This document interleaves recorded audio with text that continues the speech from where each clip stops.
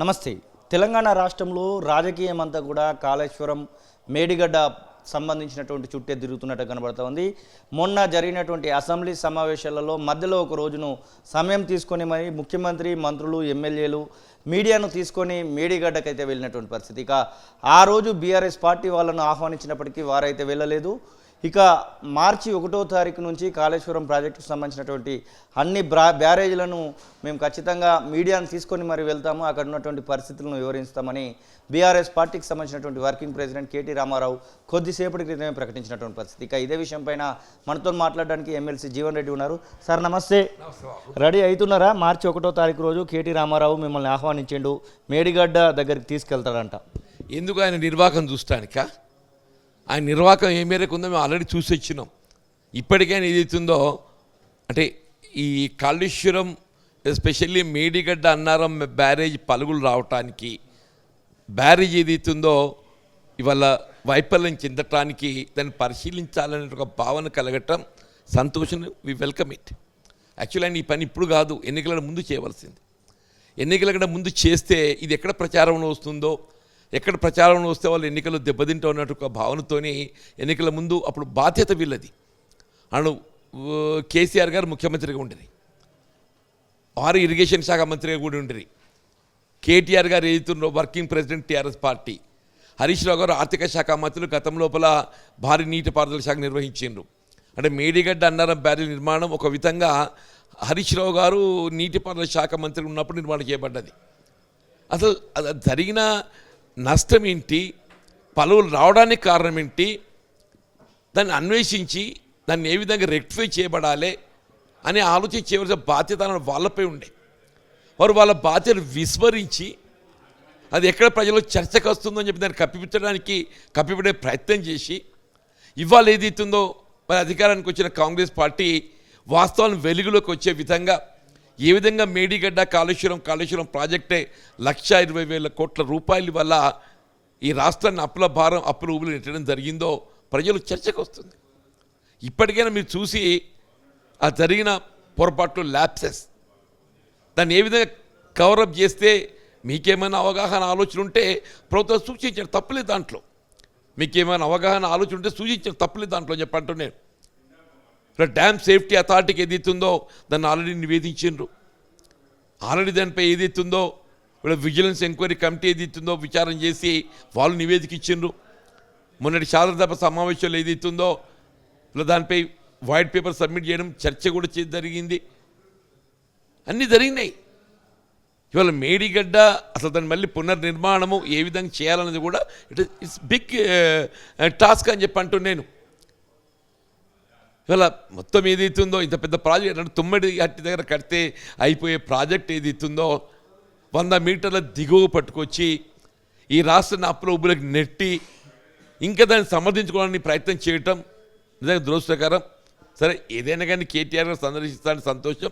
ఆయన పోయిన దానికంటే ఆయనతో పాటుగా కేసీఆర్ గారిని, హరీష్ రావు గారిని తీసుకోకపోతే బాగుంటుందా? సో ఒకవేళ ముందుగానే రేవంత్ రెడ్డి సీఎం అని ప్రకటించినట్టు ఏది ఉంటే కాంగ్రెస్ పార్టీకి కేవలం 30 సీట్లే వచ్చేది అనేటువంటి మాటను బీఆర్ఎస్ పార్టీ కేటీ రామారావు ఇతర నాయకులు మాట్లాడుతున్నాడు. నిజంగానే రేవంత్ రెడ్డిని ప్రకటిస్తే అట్లాంటి పరిస్థితి ఉండేదంటారా? అసలు మేము ఎన్నికల్లో పోయింది రేవంత్ రెడ్డి గారి నాయకత్వంలా మరిగా అని ఏం మాట్లాడున్నా ఇది తెలియాలని అంటున్నా. ఇలా కేసీఆర్ గారి అధ్యక్షతన ఏదైతుందో టీఆర్ఎస్ పార్టీ ఎన్నికల్లో పోయింది. ఓటర్లు ఓటేసేటప్పుడు అంతా ఏదైతుందో కేసీఆర్ ముఖ్యమంత్రి అని ఒక భావనతోనే ఓటేస్తారు. అంటే వాళ్ళకి అధికారం వస్తే ఇలా రేవంత్ రెడ్డి గారు పీసీసీ అధ్యక్షుడు ఏదైతుందో ఎన్నికల్లో పోయినాం. సాధారణంగా ఏదైతుందో unless it is in exceptional circumstances Pradesh Congress అధ్యక్షుడు ఏదైతే రాష్ట్ర పార్టీ నాయకుడిగా రేవంత్ రెడ్డి గారి యొక్క ఆధ్వర్యంలో ఆయన అధ్యక్షత ఎన్నికలు పోయినా మేము ఓటు వేసేవాడు ఏదైతుందో జాతీయ స్థాయిలో ఏ విధంగా మల్లికార్జున ఖర్గే, సోనియా గాంధీ, రాహుల్ గాంధీ గారి నాయకత్వాన్ని పరిగణలోకి తీసుకుంటారో రాష్ట్ర స్థాయిలో రేవంత్ రెడ్డి గారి యొక్క నాయకత్వాన్ని పరిగణలోకి తీసుకొని ఓటేసిండ్రు. దాంతో మాకు 64 సీట్లు వచ్చినాయి, మిత్రపక్షానికి ఒక సీట్ వచ్చింది. మరిగా అని ఇదే చదివేస్తున్నది వినట్టుంది ఆ కేటీఆర్ పని. అధికారం పోయిన తర్వాత ఆలోచన పరిజ్ఞానం తగ్గుతుందని చెప్పి కనబడుతుంది. ప్రతిపక్షంలో ఉన్నవాడికి ఎవడైనా ఆలోచన పరిజ్ఞానం పెరగాలి. ప్రతిపక్ష రాజకీయ నాయకులకి ఏదైతుందో ఆలోచన పరిజ్ఞానం పెరగాలి. కానీ కేటీఆర్ గారికి ఏదైతే ఒకసారి అధికారం కోల్పోయిన తర్వాత ప్రతిపక్ష స్థానానికి వచ్చినాక ఆలోచన పరిజ్ఞానం తగ్గుతుందని చెప్పి అంటున్నా. మేము మొన్న పోయిన ఎన్నిక ఏదైతుందో రేవంత్ రెడ్డి గారి నాయకత్వంలో ఎన్నికలు కొట్లాడినాం. ఆయన అది తెలుసుకొని మాట్లాడితే బాగుంటుంది. కరీంనగర్ ఎంపీగా జీవన్ రెడ్డిని ప్రపోజల్ తీసుకొస్తున్నారు. ఎమ్మెల్సీగా ఉన్నప్పటికీ కూడా ఎంపీ అయితే బాగుంటుంది అనేటువంటి ఆలోచన కేంద్ర నాయకత్వం చేస్తుంది. కరీంనగర్కు జీవన్ రెడ్డి పర్ఫెక్ట్ అనేటువంటి కొన్ని వార్తలు కూడా వస్తూ ఉన్నాయి. మీరు విల్లింగ్ ఉన్నారా పోవడానికి కరీంనగర్ ఎంపీ అభ్యర్థిగా? ఇప్పుడు పార్టీ ఏ నిర్ణయం చేసిన నాపై ఏ బాధ్యత ఉంచినా, నాకు ఏ అవకాశం ఇచ్చినా నేను ఆ బాధ్యతను నిర్వర్తించడానికి ఆ అవకాశాన్ని నేను వినియోగించుకోవడానికి సిద్ధంగా ఉన్నా. Whether it is Karimnagar parliament or Nizamabad parliament. Earlier also నేను ఐ కంటెస్టెడ్ ఫ్రమ్ కరీంనగర్ పార్లమెంటే. అప్పుడు ఉన్నటువంటి కరీంనగర్ పార్లమెంట్లోని 2 నియోజకవర్గాలు ఏదైతుందో ఇప్పుడు నిజామాబాద్ పార్లమెంట్ నియోజకవర్గంలో చేతపడ్డాయి. దాంతో ఏదైతుందో ఇప్పుడు నా పేరు ఇటు కరీంనగర్తో పాటుగా నిజామాబాద్ పార్లమెంట్ నియోజకవర్గంలో కూడా పరిశీలన తీసుకుంటారు. పార్టీ ఏ నిర్ణయం తీసుకున్నా, ఏ ఆలోచన కానీ పార్టీ ఆలోచన విధానానికి అనుగుణంగా ఏదైతుందో నేను బాధ్యత నిర్వర్తించడం జరుగుతుంది. ధర్మపురి అరవింద్ సోషల్ మీడియాలో కొన్ని వీడియోలు పెడుతున్నారు. జీవన్ రెడ్డి అంకుల్ మీరు నన్ను ఏం చేసినా కానీ డ్యామేజ్ చేయలేరు అనేటువంటి మాటలు మాట్లాడుతూ ఉన్నాడు. మీరు ఆ వీడియోలు కూడా చూసిరని అనుకుంటున్నాం. నిజంగానే ధర్మపురి అరవింద్ని డ్యామేజ్ చేసేటువంటి పని జీవన్ రెడ్డి పెట్టుకున్నాడా? అసలు అరవింద్ను వేరే డ్యామేజ్ చేసిన ఎందుకు? ఆయనకైనా డ్యామేజ్ అవుతున్నాడు. అరవింద్ వేరే డ్యామేజ్ చేసిన అవసరం లేదు. ఆయనకైనా డ్యామేజ్ అవుతున్నాడు. ఆయన ఇంకోటి డ్యామేజ్ చేసిన అవసరం లేదు. ఆయన డ్యామేజ్ అంటే నేను కావాలి నానే. ఆయన 5 సంవత్సరాల యొక్క ఆయన పనితనము, ఈ 5 సంవత్సరాలను ఏం చేసిండో ఒకసారి మననం చేసుకుంటే ఆయనే డ్యామేజ్ అయిపోయిండు. నన్ను ఎల్స్ ఇంకోటి అవసరం లేదు. ఆయనకి ఇంకోటి అవసరం లేదంటున్నాను నేను. ఆయనే డ్యామేజ్ అయిపోతున్నాడు. 17 నియోజకవర్గాలలో ఎన్ని నియోజకవర్గాల మీద పాగా వేయబోతున్నారు? అటు బీఆర్ఎస్ పార్టీ ఖచ్చితంగా మేము ఈ ఎంపీ ఎలక్షన్స్లో ఖచ్చితంగా 8 పైన గెలిస్తే మాకు అవకాశాలు 29లోనైనా ఉంటాయని బీఆర్ఎస్ అనుకుంటుంది. ఖచ్చితంగా ఇప్పుడు 4 ఉన్నాయి, ఇంకొక 4 కలుపుకొని 8 పైన గెలవాలని బీజేపీ కూడా అనుకుంటా ఉంది. మీరు కాంగ్రెస్ పార్టీ తరఫున ఇప్పటికైతే 4 ఉండే, దానిలో ఆల్రెడీ ఎమ్మెల్యేలు అయినటువంటి వాళ్ళు ఎంపీలకు రాజీనామాలు చేసినటువంటి పరిస్థితి. ఎన్ని సీట్ల మీద మీకు కన్ను కనబడతా ఉంది? ఇప్పుడు మనం గత పార్లమెంటు సభ్యులను పరిగణలోకి తీసుకొని ఈ అంచనా వేయడం సరికాదు. గత పార్లమెంట్ ఎన్నిక అనేది 2019లో జరిగిన ఎన్నిక. అది ఇప్పుడు మన బేస్ కొంతవరకు తీసుకుంటే మొన్నటి 2023 ఎన్నికను కొంత పరిగణలోకి తీసుకోవచ్చు. బట్ ఈవెన్ అదర్వైజ్ ఆల్సో ఏదైతుందో ఇప్పుడు గత ఎన్నికకి ఈ ఎన్నికకి ఏదైతుందో బీఆర్ఎస్ పార్టీ పూర్తి బలహీనపడిపోయింది. బీఆర్ఎస్ పార్టీ పూర్తిగా సంక్షేమ కార్యక్రమాలపై ఆధారపడి మరి ఎన్నికలకు పోయింది. బీఆర్ఎస్ పార్టీ కుదేలు కావడంతో బీఆర్ఎస్ పార్టీ మొన్నటి ఎన్నికలు ఏదైతుందో ఒకవేళ మేము గెలవకుండా ఉన్నట్టయితే ఈ సంక్షేమ కార్యక్రమాలు ఇవి కూడా అమలు కావు అని ఒక థ్రెట్తోని వాళ్ళు మొన్న వచ్చిన ఓటు పొందగలిగాను. 30% of vote whatever it is. ఈ గడిచిన 2.5 మాసాలలో ఏదైతుందో ఇవాళ బీఆర్ఎస్ ఆలోచన ప్రకటనలు తప్పు అని తేలిపోయిందా?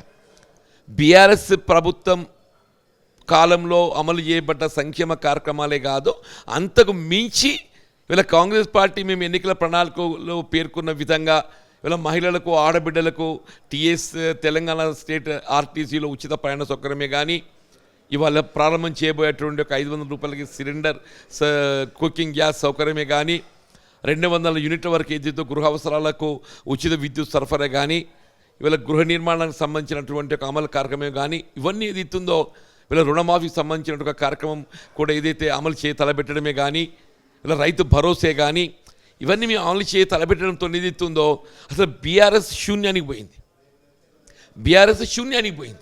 ఆ బీఆర్ఎస్ పార్టీ ఓటు అంతా ఏదైతుందో ఇవాళ కాంగ్రెస్ కన్వర్ట్ అయిపోతుంది. అంటే ఇవాళ కాంగ్రెస్ మేము ఏదైతుందో out of 70 will be able to get minimum 12 to 15 seats గెలుస్తామే. 12-15 సీట్లు గెలిచే అవకాశాలు ఉన్నాయి. వీళ్ళ బీజేపీ కానీ బీఆర్ఎస్ కానీ గెలిస్తే తప్పిపోయి ఏదో ఒక సీటు గెలవచ్చున్నాయి. జాయినింగ్స్ కూడా చాలా జరుగుతూ ఉన్నాయి. గతంలో బీఆర్ఎస్ ప్రోత్సహించినట్టుగానే ఇప్పుడు కాంగ్రెస్ పార్టీ కూడా ప్రోత్సహిస్తుంది అనేటువంటి మాట వినబడుతోంది. ముఖ్యంగా అటు చెవేలకు సంబంధించినటువంటి సీటు విషయంలో మహేందర్ రెడ్డి మాజీ మంత్రిని కూడా జాయిన్ చేసుకోవడం, ఆయన ఇప్పుడు బీఆర్ఎస్ పార్టీకి సంబంధించినటువంటి ఎమ్మెల్సీగా కనబడుతూ ఉన్నాడు. ఇక్కడ ఉన్నటువంటి వాళ్ళలో బాబా ఫాసియుద్దీన్ కానివ్వండి, మాజీ మేయర్ బొంతు రామ్మోహన్ కానివ్వండి, ఆ తర్వాత నిన్నగాక మొన్న జాయిన్ అయినటువంటి డిప్యూటీ మేయర్ కానివ్వండి శ్రీలతా శోభన్ రెడ్డి, ఇట్లా వీళ్ళందరినీ జాయిన్ చేసుకుంటున్నారు. పాత పోకడ్నే మళ్ళీ కాంగ్రెస్ కొనసాగిస్తుందంటే దానికి ఏం సమాధానం చెప్తారు? వాళ్ళు ఏదైతుందో మేము జాయిన్ చేసుకోవడం కాదే, రాష్ట్ర అభివృద్ధిని దృష్టిలో ఉంచుకొని మరి ఆనాడు ఏదైతే వాళ్ళు ఏం చెప్పిండ్రు, తెలంగాణ రాష్ట్రం ఏదైతే ఉందో తెలంగాణ ఉద్యమ ఆకాంక్షలు నెరవేర్చబడాలని చెప్పారంటే టీఆర్ఎస్ పార్టీ బలోపేతం చేయాలని చెప్పని వాళ్ళకు కార్యక్రమం చేపట్టిండ్రా. ఇవాళ రాష్ట్రంలో కాంగ్రెస్ పార్టీ ప్రభుత్వం అధికారానికి వచ్చింది. ప్రభుత్వానికి అండగా నిలవడం అనేది ఏదైతుందో ప్రతి పౌరుడు బాధ్యత భావిస్తుండే, ప్రతి పౌరుడు బాధ్యత భావిస్తుండని చెప్పి అంటున్నా. ఈ గడిచిన 2 మాసాల లోపల ఏదైతుందో కాంగ్రెస్ పార్టీ అమలు చేసిన కార్యక్రమాలు ముఖ్యంగా ఇలా గతంలో వాళ్ళు ఏమన్నా ఇండస్ట్రియల్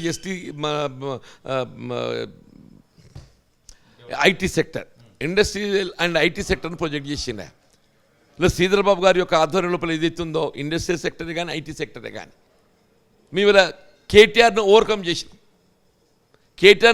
చేసినాం. ఇలా హైదరాబాద్ రంగారెడ్డి జిల్లాలు ఏదైతుందో basically industrial and IT sector మీద ఆధారపడి ఉన్నాయి. ఇలా హైదరాబాద్ అండ్ రంగారెడ్డి జిల్లాలు ఏదైతున్నదో ఇలా ఇండస్ట్రియల్ అండ్ ఐటీ సెక్టర్లో కాంగ్రెస్ పార్టీ చూపెడుతున్నట్టు ప్రోత్సాహకాలు, ఆకర్షించబడుతున్నటువంటి ఒక రెస్పాన్స్ దాన్ని పట్టుకొని ఎవరైనా పార్టీలో చేరాలని చెప్పని భావిస్తారు, దాన్ని జాయిన్ అయిపోతుంది. తప్పేముంది అందులో? చాలా వరకు 317 స్పౌజ్ బాధితులు ఇట్లా కొన్ని కనబడతా ఉన్నాయి.